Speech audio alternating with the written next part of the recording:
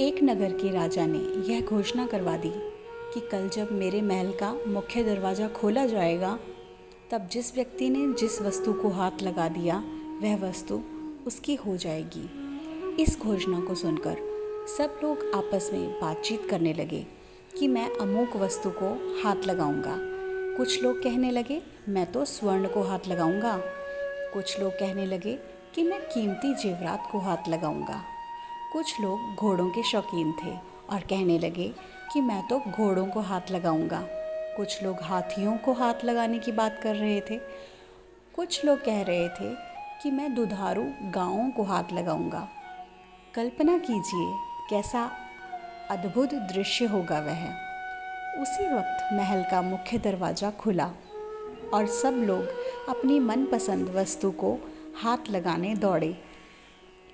सबको इस बात की जल्दी थी कि पहले मैं अपनी मनपसंद वस्तु को हाथ लगा दूं, ताकि वह वस्तु हमेशा के लिए मेरी हो जाए। और सबके मन में यह डर भी था कि कहीं मुझसे पहले कोई दूसरा मेरी मनपसंद वस्तु को हाथ ना लगा दे। राजा अपने सिंहासन पर बैठा सबको देख रहा था और अपने आसपास हो रही भगदड़ को देखकर मुस्कुरा रहा था। उसी समय उस भीड़ में से एक छोटी सी लड़की आई और राजा की तरफ बढ़ने लगी।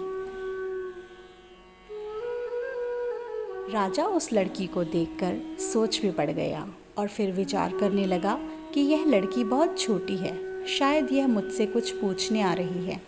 वह लड़की धीरे धीरे चलती हुई राजा के पास पहुंची और उसने अपने नन्हे हाथों से राजा को हाथ लगा दिया। राजा को हाथ लगाते ही राजा उस लड़की का हो गया और राजा की प्रत्येक वस्तु भी उस लड़की की हो गई।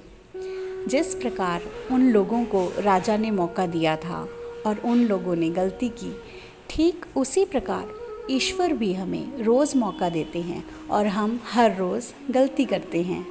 हम ईश्वर को पाने की बजाय ईश्वर की बनाई हुई संसारी वस्तुओं की कामना करते हैं और उन्हें प्राप्त करने के लिए यत्न करते हैं। पर हम कभी इस बात पर विचार नहीं करते कि यदि ईश्वर हमारे हो गए तो उनकी बनाई प्रत्येक वस्तु भी हमारी हो जाएगी।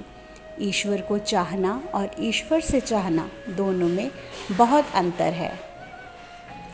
कृष्णाय वासुदेवाय हरये परमात्मने प्रणतः क्लेशनाशाय गोविंदाय नमो नमः।